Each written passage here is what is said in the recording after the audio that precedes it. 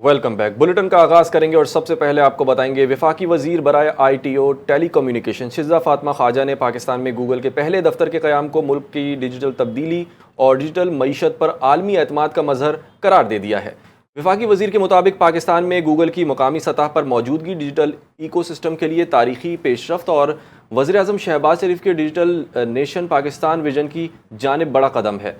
शिज़ा फातिमा ख्वाजा ने कहा कि हुकूमत पाकिस्तान सलाहियतों को आलमी मौक़े से जोड़ने पर तवज्जो दे रही है ताकि डिजिटल तब्दीली नौजवानों, ख़वातीन, स्टार्टअप्स और कारोबारी इदारों के लिए वसी मौक़े पैदा करे। उन्होंने कहा कि वजारत IT गूगल के साथ डिजिटल महारतों, मसनूई ज़हानत, क्लाउड टेक्नोलॉजी, तालीम, जिद्दत और कारोबारी सलाहियतों के शोबों में ताउन मज़ीद मजबूत बनाएगी। पाकिस्तान की IT एक्सपोर्ट नई बुलंद तरीन सतह पर पहुंच गई है। स्टेट बैंक ने इंफॉर्मेशन टेक्नोलॉजी की बरामदात का डाटा जारी कर दिया है। रिपोर्ट के मुताबिक जुलाई 2026 में पाकिस्तान से 41 करोड़ 70 लाख डॉलर की IT एक्सपोर्ट हुई। IT एक्सपोर्ट में सालाना बुनियाद पर 18% और माहाना 10 लाख डॉलर का इजाफा हुआ। मरकजी बैंक के मुताबिक ज़ेरे जायजा अरसे के दौरान माहाना 400 मिलियन डॉलर से जायद की IT एक्सपोर्ट का मोमेंटम बरकरार रहा। मुआशी माहिरीन के मुताबिक रवा माली साल पाकिस्तान की IT एक्सपोर्ट 5 अरब डॉलर का संग मील उबूर कर जाएंगी। गुज़िश्ता माली साल पाकिस्तान ने पौने 5 अरब डॉलर की रिकॉर्ड IT बरामदात की हैं। माली साल 2025-26 में सिर्फ फ्रीलांसर्स ने पौने 2 अरब डॉलर की IT एक्सपोर्ट का रिकॉर्ड बनाया है। और अब आपको बताएंगे सदर मुमलिकत आसिफ अली जरदारी ने इंसानी हमदर्दी के आलमी दिन पर कुदरती आफात, हंगामी हालात और बहरानों के दौरान खिदमात सर अंजाम देने वाले इमदादी कारकुनान को खिराज तहसीन पेश किया है। अपने पैगाम में सदर मुमलिकत ने कहा कि पाकिस्तान आलमी बरादरी के साथ मिलकर इमदादी कारकुनान की शुजाअत, बेलौस जज्बे और लगन को सराहता है। कुदरती आफात और मुश्किल हालात के बावजूद दुखी इंसानियत की मदद के लिए उनका फौरी रद्द-ए-अमल और इमदादी सरगर्मियों में किरदार काबिल तहसीन है। आसिफ अली जरदारी ने कहा कि इमदादी कारकुनान सिविल सोसाइटी, सिक्योरिटी फोर्सेज और आम शहरियों के साथ मिलकर नागाहानी आफात के दौरान मुतासरा और गैर महफूज अफराद को सहारा फराहम करते हैं। उनकी खिदमत इंसानी हमदर्दी और एहतराम इंसानियत की आला इक़दार की अक्कासी करती है। उन्होंने पाकिस्तान भर में खिदमत अंजाम देने वाले समाजी कारकुनान, तिबी अमले, चाइल्ड प्रोटेक्शन वर्कर्स और इंसानी हुकूक के इमदादी कारकुनान की खिदमत को सराहते हुए कहा कि हर ज़रूरतमंद की मदद और बहरान के दौरान किसी फ़र्द को बेयारो मददगार ना छोड़ना हमारी मुश्तरका ज़िम्मेदारी है। तो दूसरी जानिब अपोजिशन क़यादत और पीपल्स पार्टी के वफ़द की होने वाली मुलाकात मुलतवी हो गई। ज़राए के मुताबिक अपोजिशन लीडर कौमी असम्बली और सेनेट से पीपल्स पार्टी के वफ़द को आज मुलाकात करना थी। मुलाकात की नई तारीख का बाद में ऐलान किया जाएगा। पीपल्स पार्टी का वफ़द चेयरमैन PTI बैरिस्टर गौहर के घर पहुंचा, जहां बैरिस्टर गौहर की वालिदा के इंतकाल पर ताज़ियत की और अफसोस का इजहार किया। गुज़िश्ता रोज़ राना सनाउल्लाह, तारिक फजल चौधरी और वज़ीर क़ानून आज़म नज़ीर तारर ने अपोजिशन चैम्बर में महमूद अचकज़ई और राजा नासिर अब्बास से मुलाकात की थी। और मशरिक़ वस्ता की बात करें तो ईरान ने अपने हुर्मुज़ खोलने के लिए अमरीका को मुतालबात की फहरिस्त थमा दी है। अमरीकी नशरियाती इदारे CNN के मुताबिक ये फहरिस्त ईरानी पार्लियामेंट के स्पीकर और मरकज़ी मुज़ाकरातकार मोहम्मद बाकर कालिबॉफ ने अमरीका के हवाले की है। साथ ही बाकर कालिबॉफ ने अमरीका से इस इस्लामाबाद मफाहमती याददाश्त के निकात पर मुकम्मल अमल दरामद का मुतालबा किया, जिसकी मयाद कल ख़त्म हो चुकी है।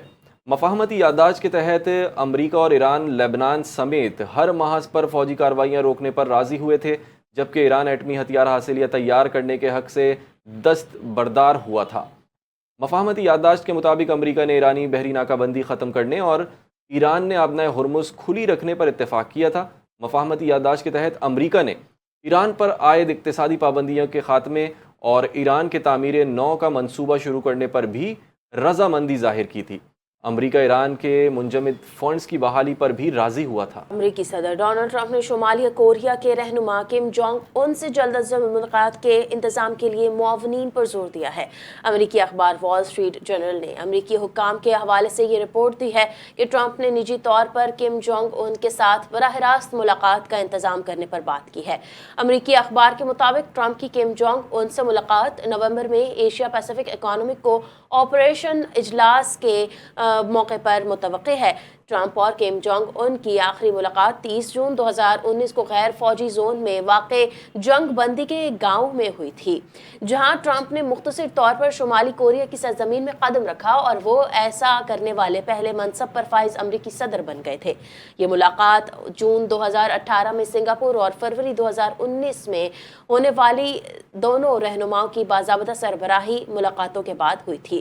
تاہم ان ملاقاتوں میں کوئی مستقل معاہدے طے پائے نہیں گئے تھے، جس میں شمالی کوریا کو جوہری ہتھیاروں سے پاک کرنا بھی شامل تھا۔ اس کے برعکس شمالی کوریا نے اپنے جوہری ہتھیاروں کے ذخیرے میں مسلسل اضافہ کیا۔ متحدہ عرب امارات نے ایران کے ساتھ تمام تجارتی، کاروباری اور مالی معاملات تاحکم ثانی معطل کر دیے ہیں۔ اماراتی وزارت خارجہ کے مطابق یہ فیصلہ خطے میں بڑھتی ہوئی کشیدگی کے پیش نظر کیا گیا، جو علاقائی اور بین الاقوامی امن و سلامتی کے لیے خطرہ بن رہی ہے۔ اس سے قبل متحدہ عرب امارات کی وزارت دفاع نے دعویٰ کیا تھا کہ ایران کی جانب سے امارات کی طرف 2 بیلسٹک میزائل داغے گئے ہیں۔ وزارت دفاع کے مطابق ایک میزائل متحدہ عرب امارات کے سمندری حدود میں جبکہ دوسرا سمندری حدود سے باہر گرا۔ اماراتی وزارت دفاع نے واضح کیا کہ ملک کسی بھی قسم کے خطرے سے نمٹنے کے لیے پوری طرح تیار ہے۔ عدالتی حکم کا جائزہ لیا گیا ہے اور فیصلے پر نظر ثانی کے لیے سپریم کورٹ سے رجوع کیا جائے گا۔ وزیر قانون اعظم نذیر تارڑ کی بانی پی ٹی آئی کے اجلاس سے متعلق سپریم کورٹ کے حکم پر اہم گفتگو۔ اعظم نذیر تارڑ نے کہا، عدالتی حکم نامے کے دیگر نکات پر بھی مشاورت کی گئی ہے۔ حکم سپریم کورٹ کے فیصلے کے قانون اور عملی پہلوؤں کا جائزہ لے رہی ہے۔ وزیر قانون نے سوال اٹھایا کہ کیا سپریم کورٹ کا یہ حکم تمام قیدیوں کے لیے بھی ہوگا؟ انہوں نے کہا کہ جیل میں بہت سے ایسے قیدی موجود ہیں جنہیں صحت کے مسائل درپیش ہیں۔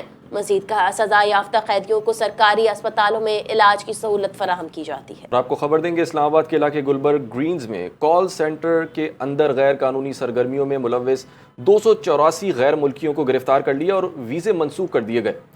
گلبرگ گرینز سے گرفتار ہونے والے تمام غیر ملکیوں کو 15 روز میں پاکستان سے واپس بھیج کر ان کے نام بلیک لسٹ اور فارنر کنٹرول لسٹ میں ڈالنے کا فیصلہ کیا گیا ہے۔ گلبرگ گرینز میں واقع پلازا سب جیل قرار دے دیا گیا ہے، جس کا نوٹیفیکیشن جاری ہو چکا ہے اور جس کے مطابق تاحکم ثانی پلازا کو سب جیل کا درجہ حاصل رہے گا۔ انتظام ایف آئی اے کے ذمہ ہوگا۔ ڈی جی ایف آئی اے ڈاکٹر عثمان انور کے مطابق تحقیقات میں انتہائی تشویشناک اور بھیانک انکشافات سامنے آئے ہیں۔ ملزمان لڑکیوں کی جعلی شناخت بنا کر پاکستانیوں سے رابطہ کرتے تھے، مختلف ایپلیکیشنز پر سرمایہ کاری کے نام پر شہریوں کو لوٹتے تھے۔ ڈی جی ایف آئی اے کے مطابق ملزمان نے کئی پاکستانی شہریوں کو مالی نقصان پہنچایا۔ گرفتار غیر ملکیوں کے مقامی سہولت کاروں اور ہینڈلرز کا بھی سراغ مل گیا ہے۔ ذرائع کے مطابق بعض سرکاری اہلکاروں کی ممکنہ معاونت کے پہلو کی بھی تحقیقات جاری ہے۔ راولپنڈی اور اسلام آباد میں تیز بارش کے باعث نالہ لئی کے اطراف خطرے کے سائرن بجا دیے گئے۔ سید پور 66، گولڈا 52، بوکرا 65 ملی لیٹر بارش ہوئی ہے۔ پیر ودھائی 63، چکلالہ 47 اور شمس آباد میں 50 ملی میٹر بارش ریکارڈ کی گئی ہے۔ مسلسل تیسرے روز موسلادھار بارش سے نالہ لئی میں طغیانی آ گئی۔ نالہ لئی میں کٹاریاں کے مقام پر پانٹی کی سطح 22% سے تجاوز کر گئی ہے۔ انتظامیہ کے مطابق گوال منڈی پول کے مقام پر پانی کی سطح 16 فٹ تک پہنچ گئی ہے۔ تیز بارش کے باعث نالہ لئی کے اطراف خطرے کے سائرن بجا دیے گئے ہیں۔ ریسکیو 1122 نے شہریوں کو محتاط رہنے کے اعلانات شروع کر دیے۔ ریسکیو حکام کا کہنا ہے، نالہ لئی میں پانی کی سطح بلند ہونے پر شہری غیر ضروری گھروں سے نہ نکلیں۔ شہری بچوں کو برساتی نالوں اور بجلی کے کھمبوں سے دور رکھیں۔ صحت سے جڑی یہ خبر آپ کو دیں گے۔ افریقی ملک کانگو میں ایبولا وائرس کے کیسز میں تیزی سے اضافہ ہو رہا ہے۔ حکام کے مطابق وائرس سے متاثرہ افراد کی تعداد 5000 سے تجاوز کر چکی ہے۔ ایبولا وائرس کے باعث اب تک 2378 افراد جان کی بازی ہار چکے ہیں، جبکہ ہلاکتیں گزشتہ 3 ماہ کے دوران رپورٹ ہوئیں۔ طبی حکام کے مطابق وائرس کے پھیلاؤ پر قابو پانے کے لیے ہنگامی اقدامات جاری ہیں، جبکہ متاثرہ علاقوں میں نگرانی اور طبی سہولیات فراہم کی جا رہی ہیں۔ افسوسناک خبر سے آپ کو آگاہ کریں، بھارتی شہر کولکتہ میں ہوٹل میں آگ لگنے کے واقعے میں بچے سمیت 9 افراد ہلاک ہو گئے ہیں۔ بھارتی ریاست بنگال کے دارالحکومت کولکتہ کے ایک ہوٹل میں لگنے والی خوفناک آگ کے نتیجے میں ایک بچے سمیت 9 افراد ہلاک اور کم از کم 6 افراد زخمی ہو گئے۔ بھارتی حکام کے مطابق ہلاک ہونے والوں میں بنگلہ دیشی شہری بھی شامل تھے جو علاج کے لیے کولکتہ آئے ہوئے تھے۔ مقامی پولیس کا کہنا ہے آگ مقامی وقت کے مطابق گزشتہ رات تقریباً 2:50 پر ہوٹل کی عمارت کی دوسری منزل پر لگی، جس پر 1 گھنٹے کے اندر قابو پا لیا گیا، جبکہ واقعے کے دوران تقریباً 30 افراد کو ریسکیو کیا گیا۔ حکام کے مطابق ابتدائی طور پر خدشہ ہے کہ آگ بجلی کے شارٹ سرکٹ کے باعث لگی۔ اور آپ کو خبر دیں گے، پاکستان رائفل ٹیم نے برطانیہ میں ہونے والی 7ویں ایف کلاس عالمی چیمپئن شپ 2026 میں شاندار کارکردگی کا مظاہرہ کرتے ہوئے انفرادی مقابلے میں عالمی چیمپئن شپ کا طلائی تمغہ اور ٹیم مقابلوں میں چاندی کا تمغہ جیت لیا ہے۔ 24 ممالک کے 207 شوٹرز کی شرکت والے عالمی مقابلے میں جنید علی نے تمام حریفوں کو پیچھے چھوڑ کر انفرادی FTR عالمی چیمپئن کا اعزاز حاصل کر لیا۔ جنید علی نے مجموعی طور پر 3 طلائی، 1 چاندی اور 1 کانسی کا تمغہ جیتا۔ 12 رکنی پاکستانی ٹیم نے انفرادی مقابلوں میں 4 طلائی، 4 چاندی اور 5 کانسی کے تمغے حاصل کیے۔ ٹیم مقابلے میں پاکستان نے سابق عالمی اور یورپی چیمپئنز پر مشتمل 11 ممالک کی ٹیموں کے درمیان سخت مقابلے کے بعد رنر اپ پوزیشن حاصل کی۔ محمد ولید نے 1 طلائی اور 1 کانسی، جبکہ انڈر 25 کیٹیگری میں حذیفہ گل نے 3 چاندی اور 2 کانسی کے تمغے جیتے۔ پاکستان کے 7 شوٹرز عالمی مقابلے کے ٹاپ 100 کھلاڑیوں میں بھی شامل رہے۔ صرف 3 سال میں ایف کلاس شوٹنگ میں پاکستان کی یہ نمایاں کامیابی عالمی سطح پر پاکستانی شوٹرز کی بڑھتی ہوئی مہارت اور قومی ٹیلنٹ کا منہ بولتا ثبوت ہے۔ کھیلوں کے حوالے سے مزید بتائیں، پاکستان گولڈ نے پاکستان گرینز کو شکست دے کر national champions cup one day cricket tournament جیت لیا۔ شامل حسین اور سعد خان کی سینچریوں اور کپتان شاہین آفریدی کی ہیٹ ٹرک سمیت 7 وکٹوں کی کارکردگی کی بدولت champions cup one day tournament میں پاکستان گولڈ نے پاکستان گرینز کو 101 رن سے شکست دی۔ ملتان کرکٹ اسٹیڈیم میں کھیلے گئے فائنل میں ٹاس جیت کر پاکستان گولڈ نے پہلے بیٹنگ کی۔ ٹیم اننگز کی آخری گیند پر 340 رنز بنا کر آؤٹ ہوئی۔